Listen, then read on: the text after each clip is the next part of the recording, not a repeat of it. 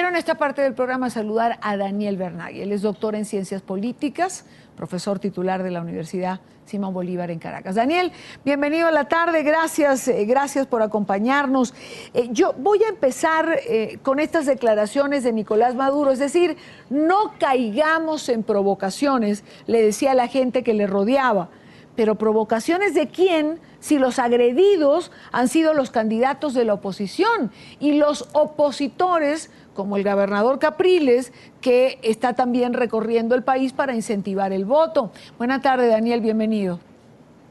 Muy buenas tardes. Usted está haciendo alusión a un tema que es en extremo importante, que es el concepto de Estado de Derecho.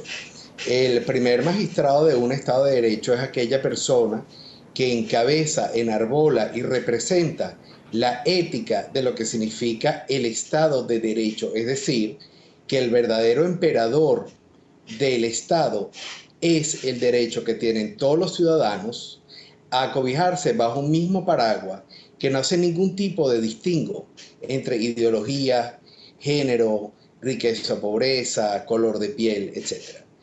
El presidente Maduro lamentablemente no enarbola de la manera como quizás yo entiendo el Estado de Derecho al mismo, porque es una persona que desde que entró en la presidencia de la República, básicamente lo que busca es culpar a los demás de problemas que son generados por una corriente ideológica y pragmática que se inicia en el año 1998 con el ascenso a la presidencia del expresidente Chávez.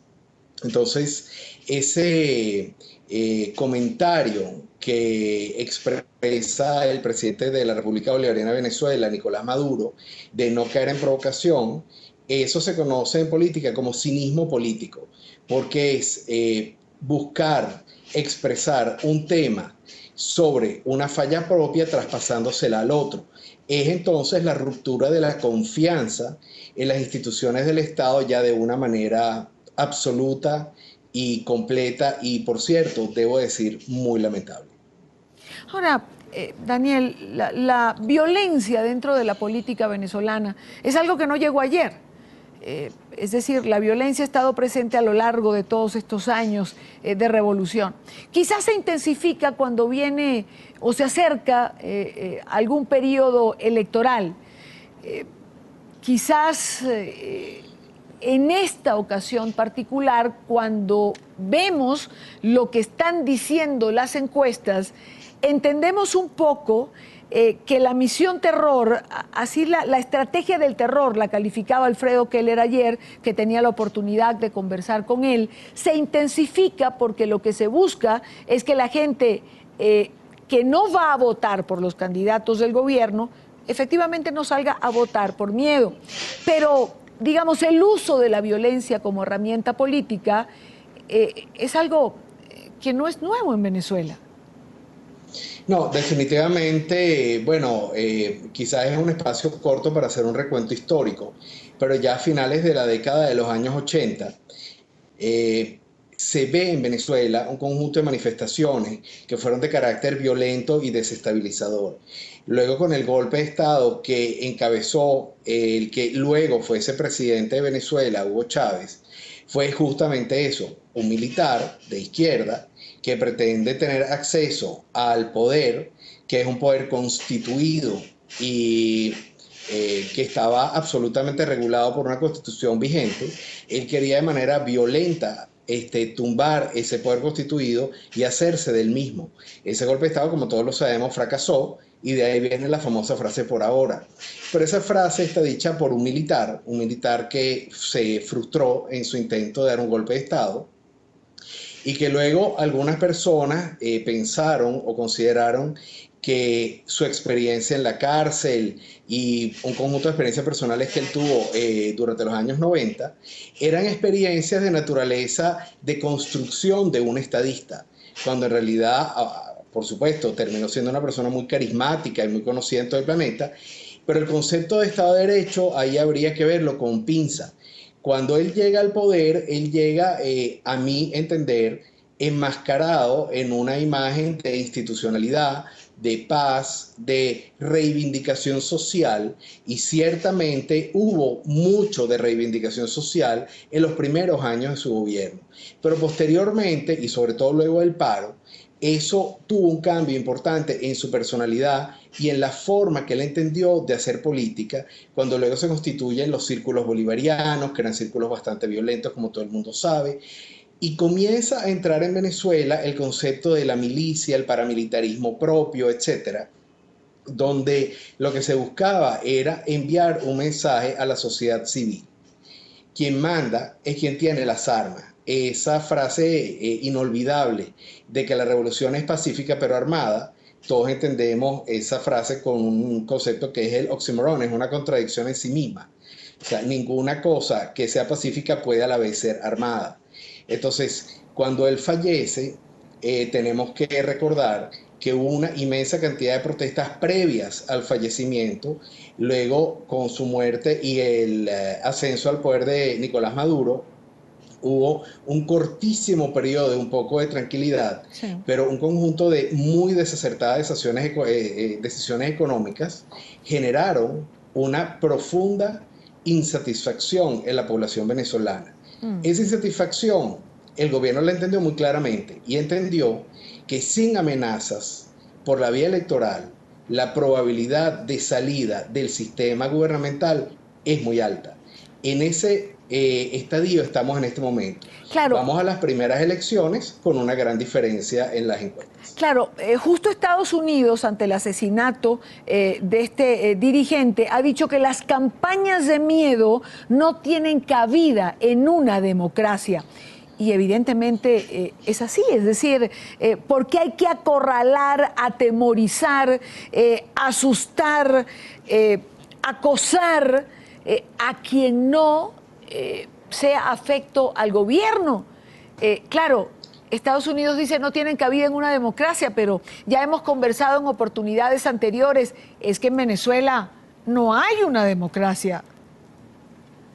Sí, bueno, yo creo que ese punto es medular y sigue siéndolo, porque los teóricos de la materia están llamando a Venezuela como Estado fallido, democracia fallida, etcétera. Hay muchos sinónimos que, digamos, no son nuevos en la literatura de la ciencia política, pero que en el caso venezolano jamás se pensó que se iba a volver a usar.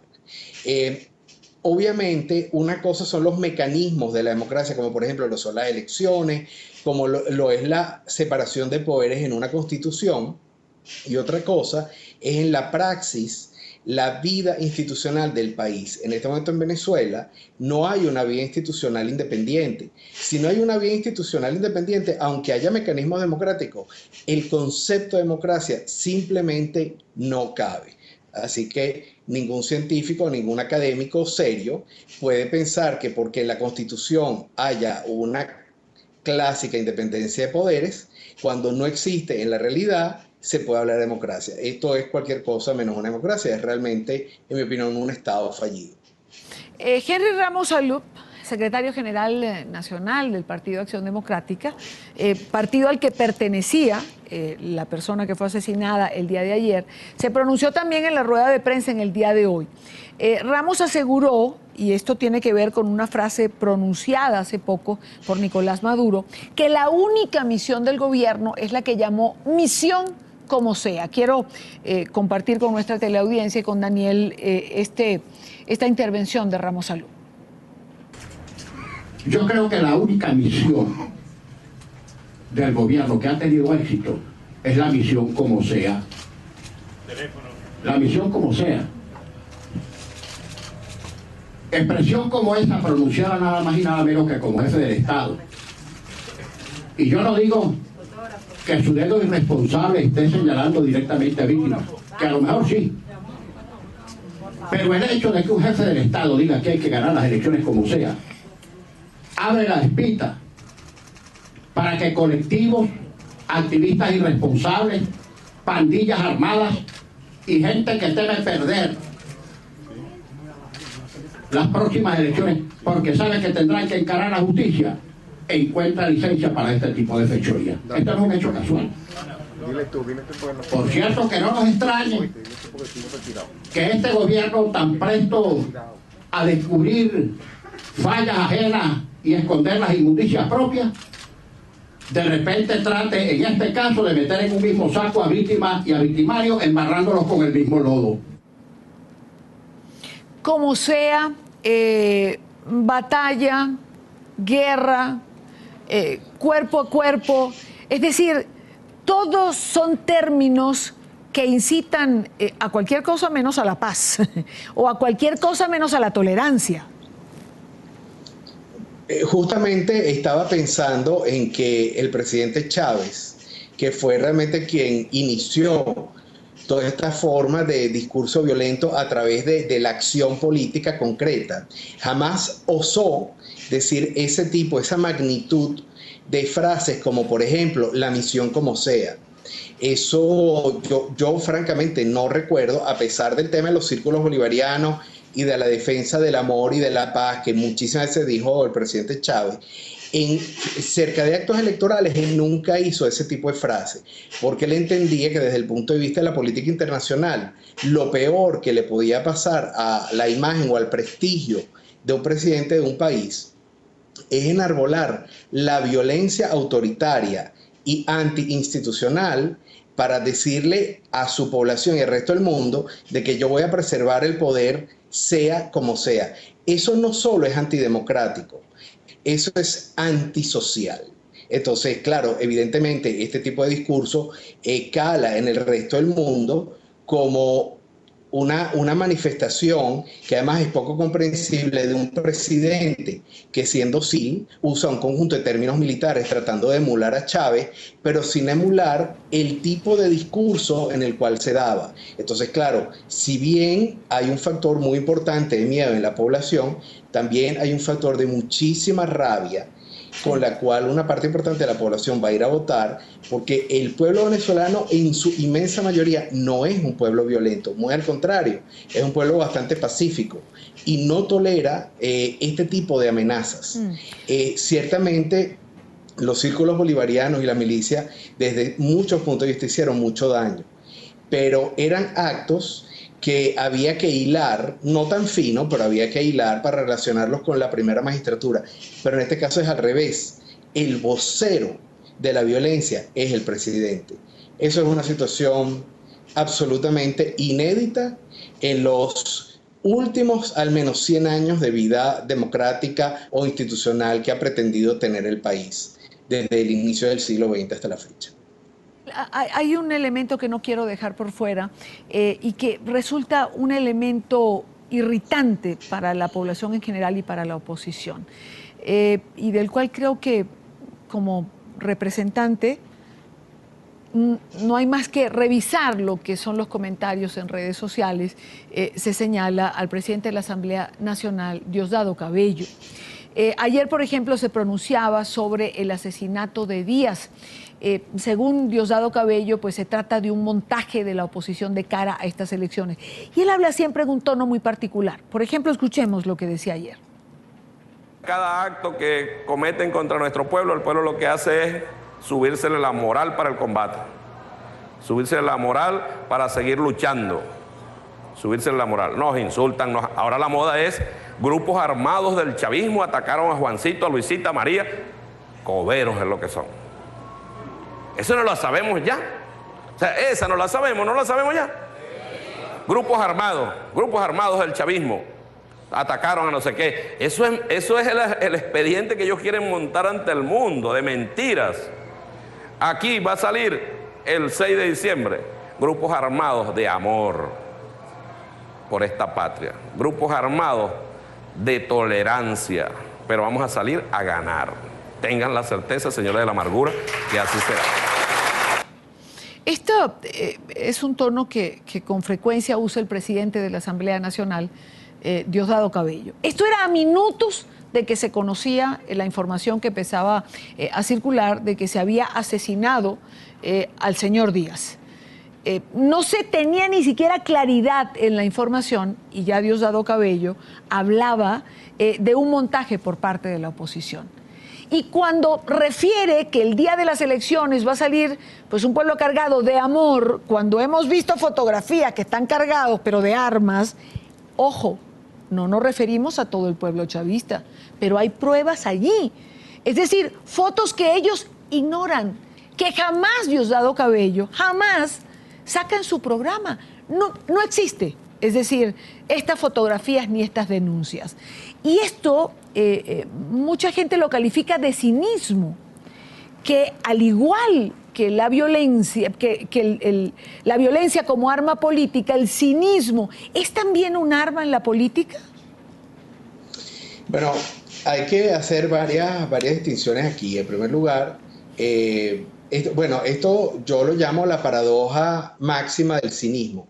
¿Por qué es una paradoja? Es una paradoja porque uno no se espera de una persona, por cierto, que viene del área técnica, es un ingeniero electrónico, que tiene o tuvo fama de ser un gerente bastante exitoso en sus primeras áreas de competencia cuando comenzó en el gobierno, una transformación hacia un lenguaje de un cinismo pero tan complejo y tan profundo, que él usa su inteligencia para emplear un lenguaje que es un lenguaje muy clásico de el Stalin, de recién terminada la Segunda Guerra Mundial, donde se hablaba de eso, se hablaba de que nosotros vamos a poner flores en las armas para dignificar a las sociedad, dignificar al pueblo, nosotros vamos a ir con amor a reconstruir Europa del Este. Eso son frases, por supuesto, no inventadas por él, pero son tomadas por él y eso es un cinismo radical, además que es muy sorprendente